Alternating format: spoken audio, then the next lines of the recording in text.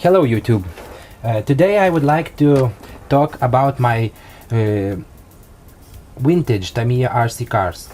I have quite some radio control vehicles. Most of them are TAMIYAs. I have some vintage ones, some re-releases, and a few new models. Today I would like to talk about the vintage ones, which are 15 or more years old, and they have been released on the first batch. I mean, it's not a re-release or some kind of a new version. So I have 4 of these vehicles, which are from the 80s and 90s, and to talk about the modifications I have done, about how I have restored, what difficulties I had, and in what condition the cars that I got. These all vintage cars were bought used from eBay auction, and they were already built. So I have rebuilt them, fixed the broken parts, and cleaned them up, restored, and everything. So today I will be talking about the Bearhawk, about the Super Saber, the fighter Buggy RX, and I have one big vehicle, which is a TAMIYA's dual motor Wild Dagger VR01. Okay, so let's start. Let's start with the fighter Buggy RX.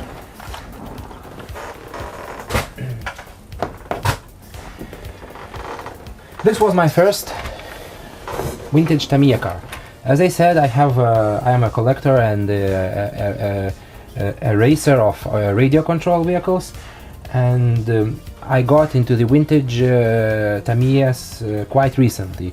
I've been collecting these cars for about half year, and this was my first attempt in buying the used and built car from eBay. This was an auction, and it was quite cheap. I bought it in UK eBay for about £32 with shipping. And it was in quite good condition. What it had a scratched body, broken off frontal part, and scratched wing. I have repaired the frontal part with the plastic cement. I added some reinforcing units. I also added some wire inside, and then I glued it and put a lot of cement, which melted the plastic and unified all this area. Also, the driver was not painted. It was white, so I painted it. I have cleaned up the body. I have sanded the top of the body, which was scratched, polished it, and for the rear I left it as it is. I just cleaned it up, but you can see the scratches. I will leave it as it is. It's not very bad. You can see the signs of use. Now about the chassis. The chassis was in very good condition. This is a DT01 chassis, which became first available at 1991. It was a Rookie Rabbit, which was exactly the same model with the same body, but it was not like American flag style, but more of a pink rabbit style decals. So for now, this model has been left with the vintage electronics. I have never tried the mechanical speed controllers. I wanted to try it out, but I have made some modifications, and this car is going for quite an interesting thing. I will tell you. So first of all, let's start that this is a solid rear axle buggy, like Hornet, Grasshopper, but this is the last iteration of these buggies, and it has essential flaws fixed. This is a DT01, a two-wheel drive DT. The T stands for two-wheel drive. It's a DT01 chassis, which has a different rear gearbox and a different attachment. You can see it pivots and up and down and sideways, but it has some key differences from let's say Hornet. One of the things is that the shocks are laid down. They are laid down at very steep angle. This eliminates the pulling of the shocks when under acceleration. And one more thing, you know, for lunchboxes, for Hornets, everybody makes a third shock mod. This car does not need it because it has a pivot here, a fixed pivot like a small finger, on which the gearbox casing rotates, and it doesn't go anywhere under acceleration. I mean, it doesn't go upwards like on the Hornet. What else? For the front, I have tried modifying it. It has originally a fixed suspension with the full camber gain, but for this model I have used the 3D printed suspension, which I acquired the parts from Thingiverse, and I printed at a local guy who does this for money, and I put some simply threaded rod links. I changed the steering links to be more rigid, and I added the double wishbone links. So what does this do is it acts like a modern buggy suspension. It doesn't have any camber gain, but I don't know why, but the suspension movement is quite limited, because on the original you can touch the ground with the chassis, and on this model you can't touch it. This is just an experiment. I will see how it goes. It will eventually break because it's a 3D printed part, it's not injection molded, but we will see how it goes. What else I would like to talk is another modification for this buggy is the steering. I put on some heat shrink on the metal linkage. This helps to eliminate the steering linkage slop quite drastically.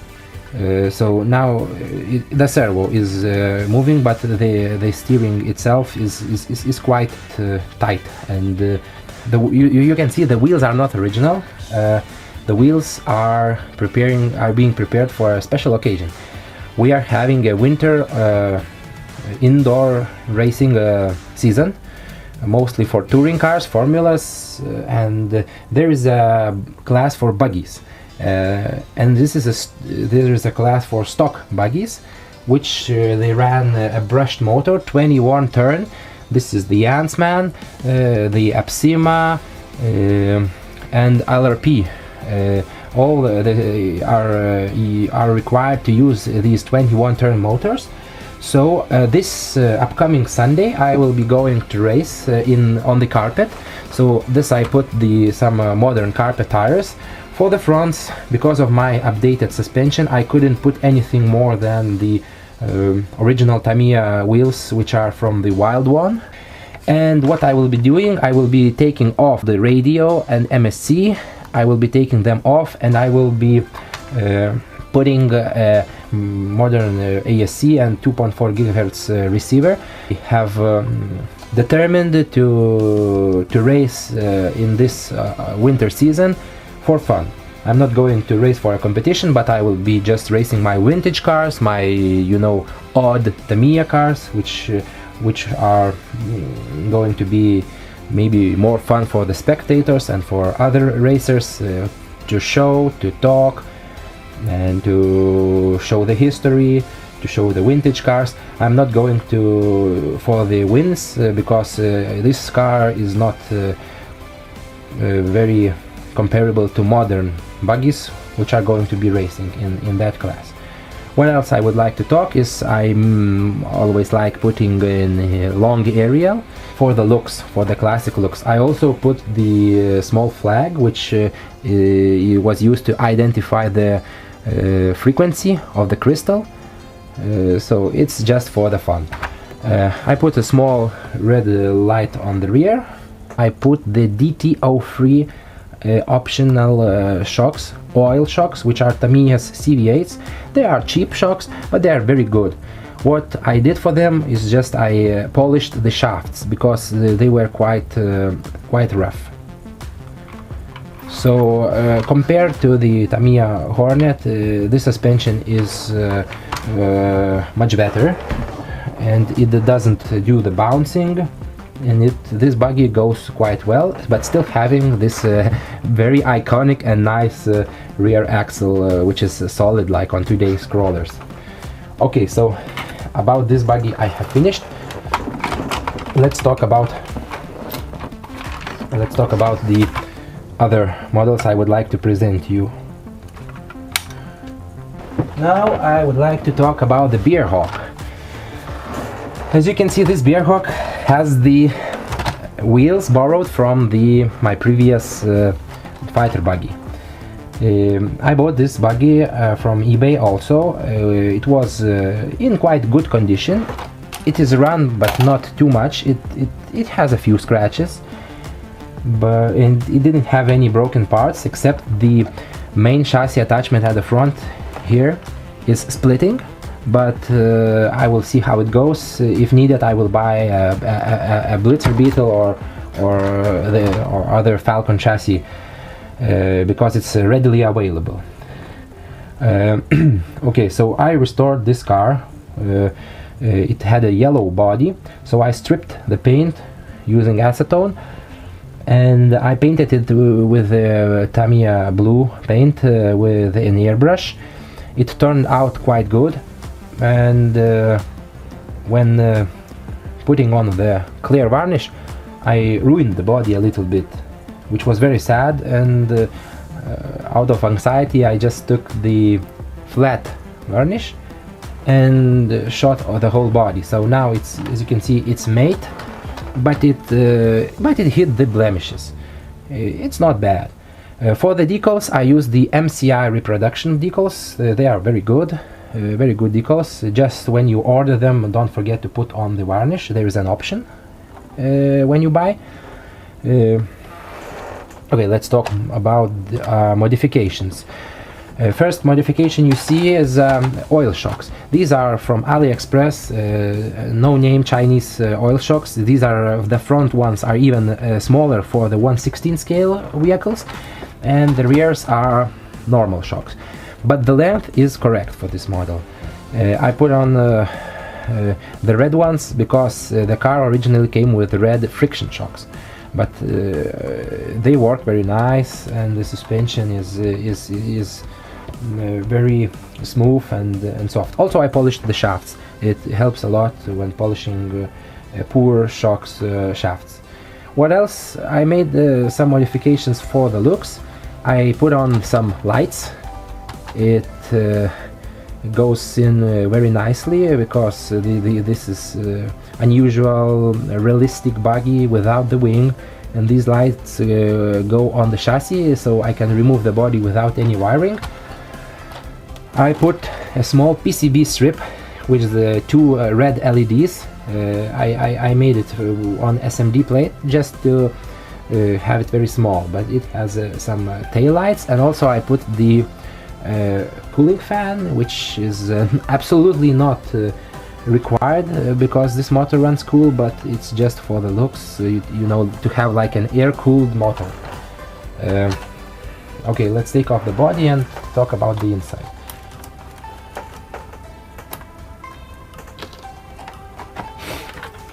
For the inside, as you can see, the battery retainer is scratch built because on the original model it was lost. It has a Tamiya speed controller without BEC, so this is why you see a BEC here, and it has 2.4 GHz receiver.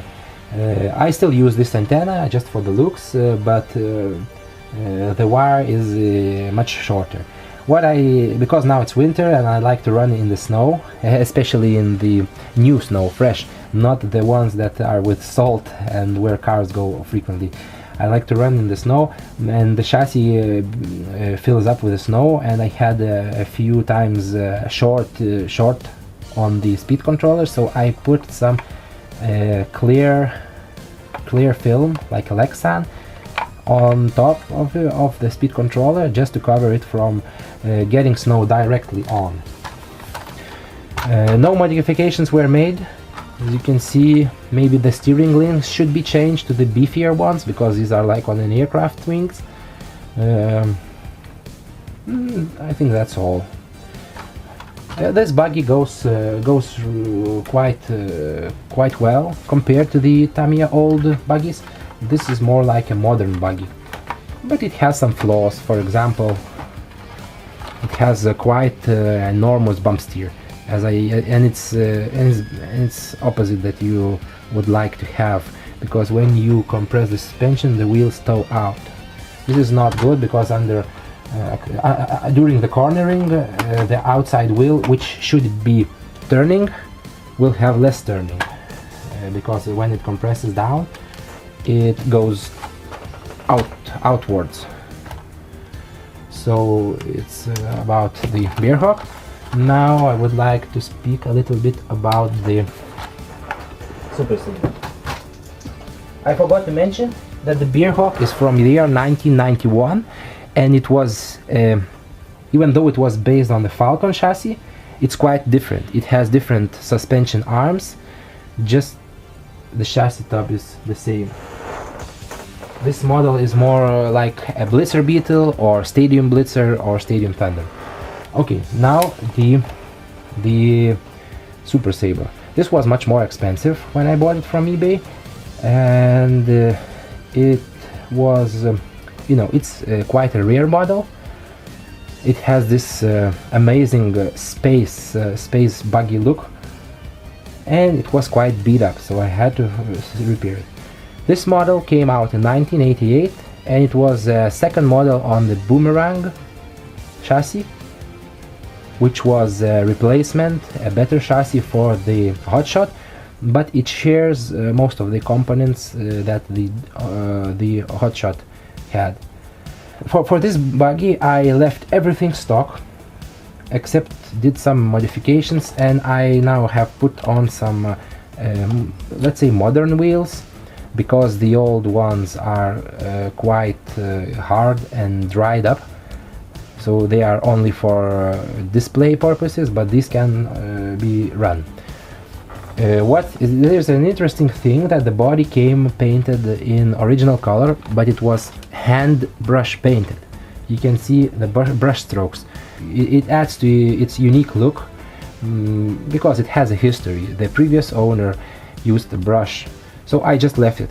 I thought that if I try to strip the body, I will destroy it, so I simply tidied up the decals.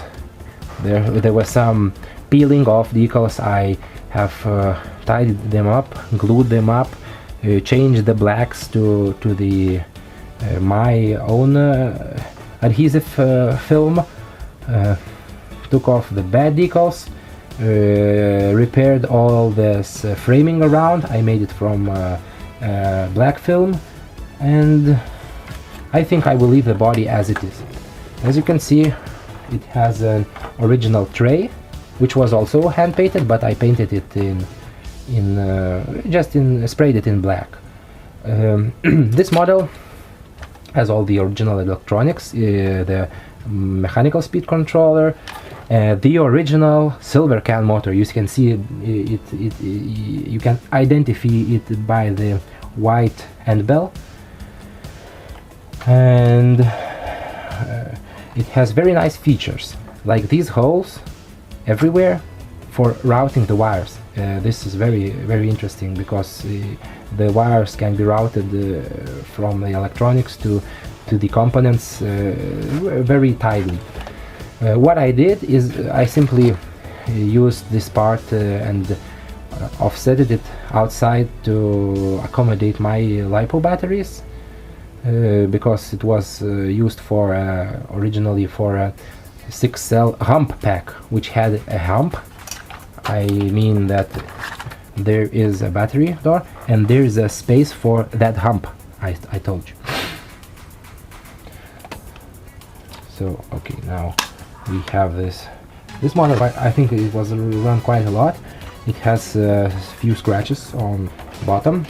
What it had, and what is very notorious about the Boomerang chassis, is that it had all arms split at these mounting locations. This is because you use the how it's called, screw pin. Yeah, that this pin tapes when you screw it, tapes on the plastic. And because the plastic hole is quite small, you usually during the tightening you stress the plastic and it splits. So all arms were split. But since we have a boomerang re-release and the parts for it, I could easily obtain all the parts, all the arms, and I put all the new arms, but I had made one modification. I pre-drilled every hole where the thread goes. I pre-drilled with I suppose 3.3 drill bit, just to make a hole a little bit bigger, so now it does not stress so much when I thread in, and I didn't thread them all very tightly. I just stopped. When it stops, I just stopped. So I suppose I didn't weaken the plastic, but the time will tell. I left the original shocks. I simply cleaned them up, polished the shafts, put new oil, and another nice modification I will tell you. This is a monoshock. It's quite an interesting feature. You have seen it on quite a few TAMIYA cars like Fox or Boomerang. When you are using monoshock, the sway bar is mandatory. This car had quite a lot of slop in its front suspension, and one thing to remove the slop was I saw that the big ball ends here are made from brass and they were worn quite badly. So I cut out the shims of the Lexan and put them inside, which pressed on the ball and made it more tight. I didn't over tighten it because the suspension would not be free, but I removed a lot of slop by tightening the balls with the Lexan shims. You can simply change the balls to the Boomerang re-release, but I didn't buy them. One more thing that I found on the forums, there was quite a lot of slop at the beginning of the suspension stroke, and this was due to the too short shock. I have a Lunchbox which has similar shock ends, and I took the longer, you see the black one, the longer shock end, and put on the shock.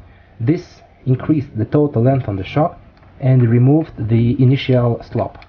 Now the suspension is working very nice.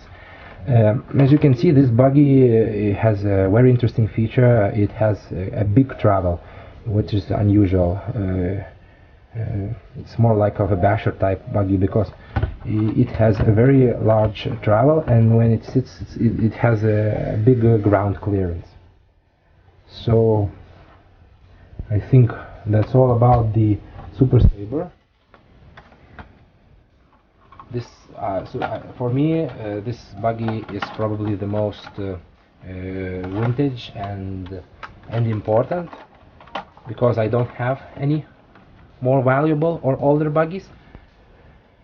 And this buggy, as with the previous Bearhawk, it's from the first 100 of TAMIYA, the most desired RC cars from TAMIYA.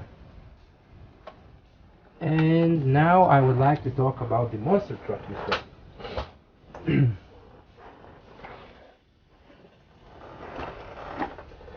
This is TAMIYA Wild Dagger. You can see that the body is different.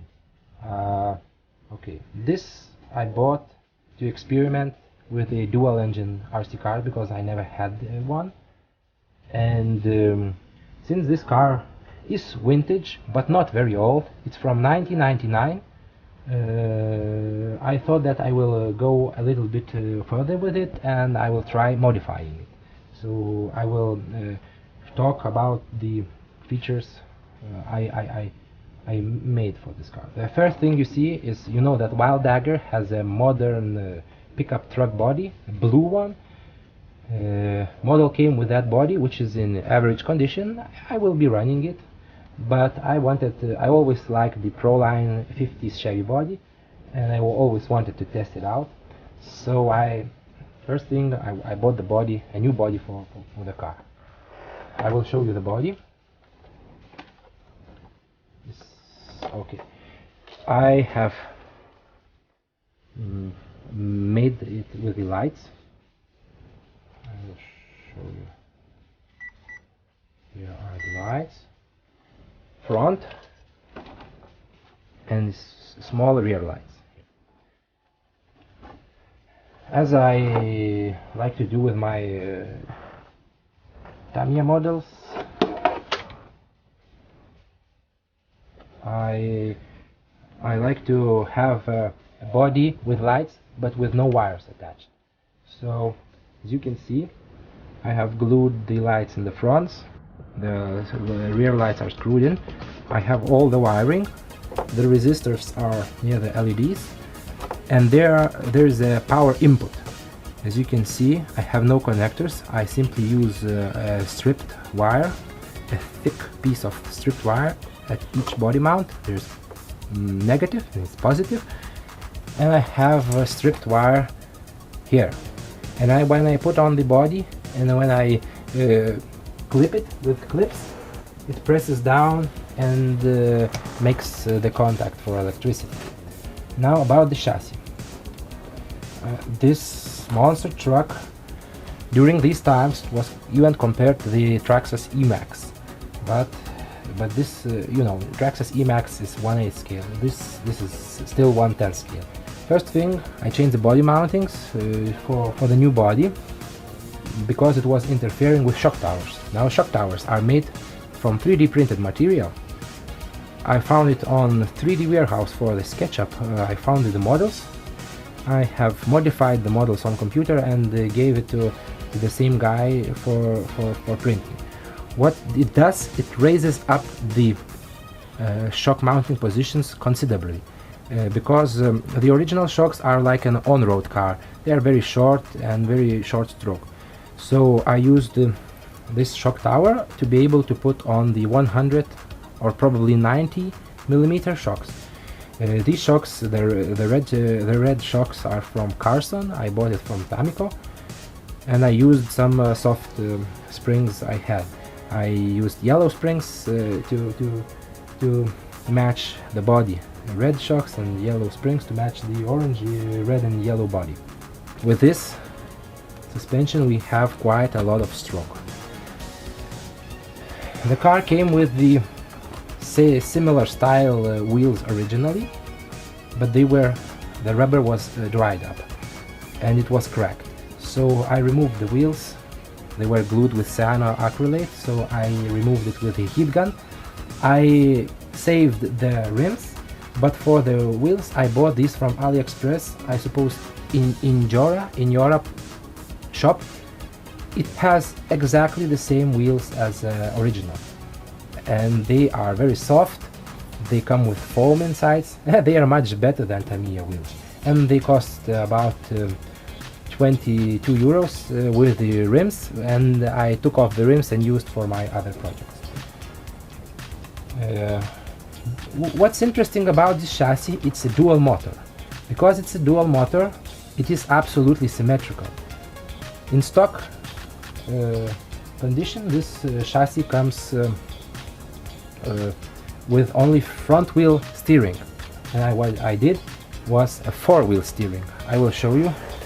Just bring my transmitter. I wanted to make this car more of a crawler. I have put the second servo here. It was originally here because it was used for mechanical speed control, but I put it for the steering. I made some steering links from also the threaded rod, and you can see all 4 wheels are steering. The rear wheels are steering a little less because I don't need so much throw. It's enough to have a tight radius, so I just left it like this. You can turn off this feature if you want. Have only front wheel steering. It's a simple wheels crawler steering mix. What else I did and what increased the traction considerably, I locked the diffs. As you can see, all diffs are spools. I bought a small bag of small gears for these gearboxes as spare parts, and I put a 4th gear in each differential So when it stucks in between the other two gears, it locks the diff. So now this car has an amazing traction. I just don't know how long it will hold, because when the diffs are locked and when I have a four-wheel steering, the amount of stress on the vehicle chassis is increased. Another thing to note is the motors.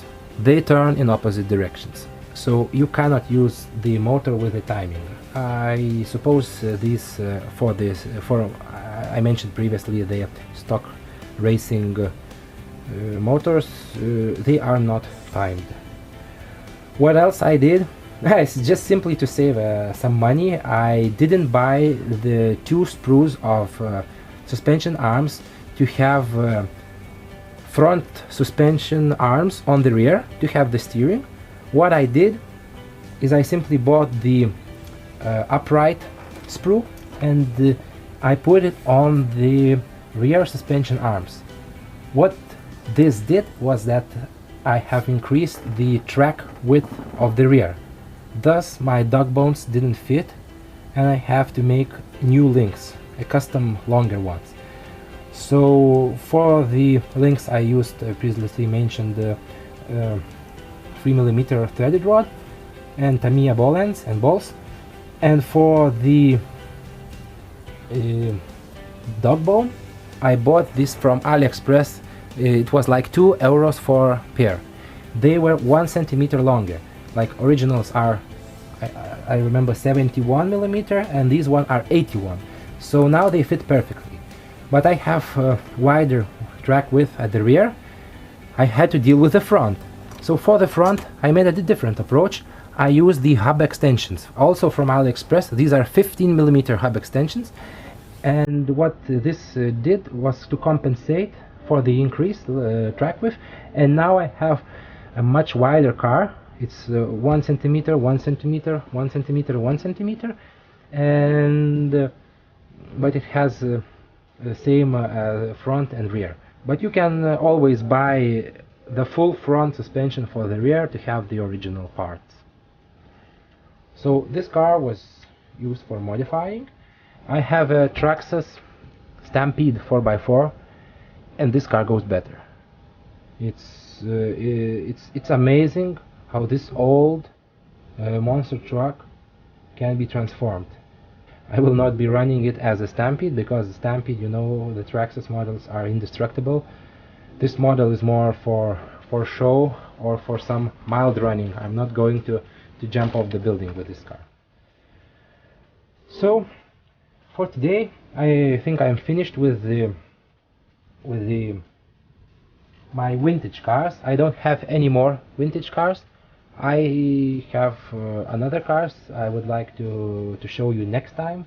Maybe I will show you my re-releases, which include the Wild One, the Lunchbox. I have two Lunchbox chassis, and TAMIYA Hornet, which I built with my son. I don't know. The Blitzer Beetle, which I made with a Sand Scorcher body with the apocalyptic paint job. So this will be for the next video.